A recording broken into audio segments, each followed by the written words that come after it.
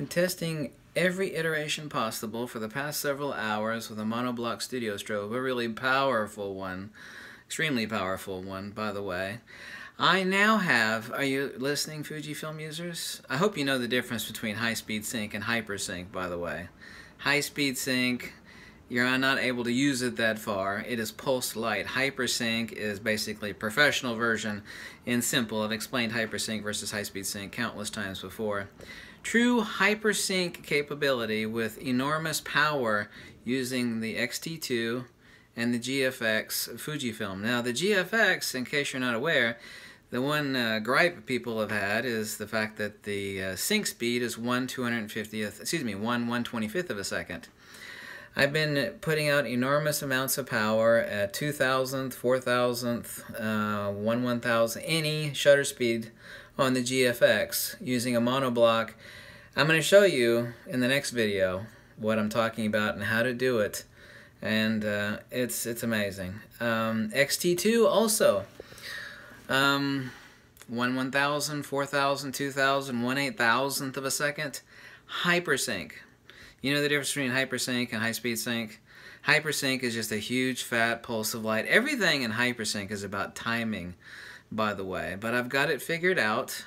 Not only that, the issues with cameras and strobes, which are not designed for a hypersync, where people, figure out little workaround nonsense, they're very inconsistent and unreliable. They'll work for a few shots and then not work. This is entirely consistent, and that is just off the hook amazing.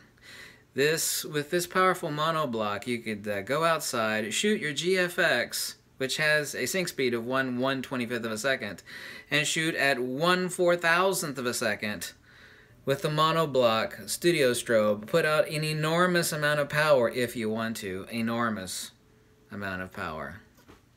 There's no other video or article out there. I'm going to show you how to do it. It's consistent and it works, and that's just absolutely unfreaking believable. I figured it out for you. By the way, I called the folks at Palsy Buff and asked them if they'd give me some hints so I wouldn't spend an enormous amount of time in experimentation. And they didn't know. So these are the people that make the monoblock. The key factor is having a really fat pulse of light, and that way, if you have a studio strobe monoblock releasing 1/150th of a second or 1/300th of a second, that's a huge pulse of light. We're able to shoot a narrow slice of that and the shutter speed so that it covers it. This is amazing. I'm over here for the past hour or so testing the GFX at 1/4000th of a second using a monoblock studio strobe with radio controls, by the way. No wire, no cables, no nothing. Of course, you can hook up a PC cable. That's the first thing I found. I was like, my God, it works. Let me see if I could get it to work with a wireless pair of pocket wizards. Oh, yes, it works. This is amazing. I'll show you in the next video a little bit later this evening. So, epic news for Fujifilm. That's really good. That's amazing. I'm tired from a lot of testing. Thanks for watching. Bye. Fuji!